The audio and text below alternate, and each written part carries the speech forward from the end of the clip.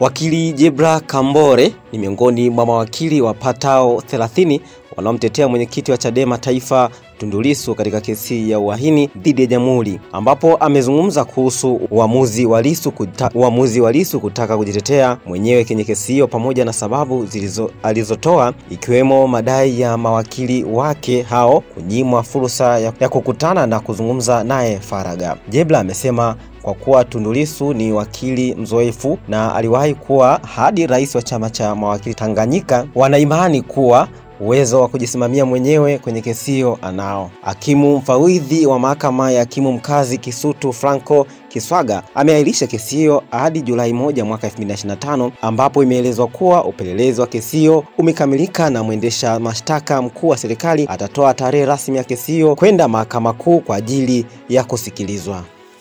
Leo ilikuwa nakuja kesi kwa ajili ya kosa la uhaini. Na kesi ilikuwa nakuja kwa ajili ya kutajwa ili kujua level upelelezi imefikia wapi. Lakini nyinyi waandishi mtakuwa ni mashuhuda kwamba kwa namna ambavyo shauri lilikuwa linaendeshwa, wengi wenu mmekosa kupata picha wala Lissu akiingia mahakamani. Kwa hiyo kama ilivyotokea mara ya mwisho, Lissu amekuwa akinyimwa fursa ya kuzungumza au kusalimiana na watu. Kwa hiyo kutokana na hizo changamoto, lakini pia ukizingatia kwamba mawakili sisi paka hatua hii tunafika takriban siku 68 hatukuwahi kupata fursa ya kuzungumza kama mawakili, kwenda gerezani kumtembelea, kujadiliana naye. Kwa hiyo tunazungumza kwa njia ya kioo, kwa njia ya simu, kiasi kwamba tunashindwa kufanya consultation na mteja. Tunapata muda wa kufanya visitation.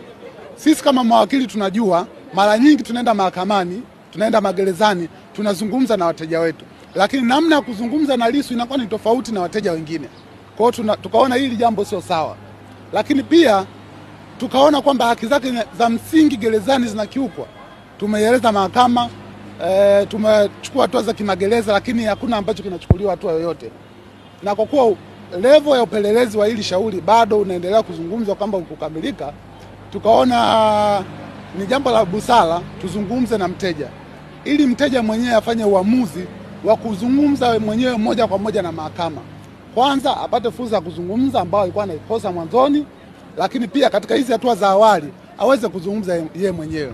Kwanza yeye mwenyewe ni wakili, ashakuwa rais wa chama cha wanasheria, ashakuwa wakili zaidi ya miaka 22, kwa hiyo anafahamu utaratibu wa kisheria. Na kwa kuwa hakuna haki yote ya msingi katika hatua hii inayofanyika, ni muhimu akazungumza yenyewe, akatoa uelewa wake binafsi moja kwa moja wa namna gani gerezani anaishi. Kwa hiyo kwa wale waandishi ambao kuwepo, amezungumza mambo kadhaa. Kwanza amezungumza kwamba hajawahi kupata fursa ya kuzungumza na mawakili, kufanya consultation. Nyaraka tukimpelekea zinapita mikono miwili mitatu, anazisoma ndo zinamfikia. Mara nyingine akituandikia taarifa hazitufikii. Kwa hiyo tunakuwa tunashindwa kupata consultation. Lakini akasema kwa kuwa anakosa hiyo fursa ya mawakili, anaona hamna haja ya uwakilishi. Lakini cha pili akazungumza haki zake za msingi ambazo anakiukwa, ikiwemo haki ya kufanya mazoezi, haki ya kuabudu, zote anakatazwa. Kwa hiyo kama Mkristo, Mkatoliki anashindwa kusali kwa siku 68, inakuwa sio sawa.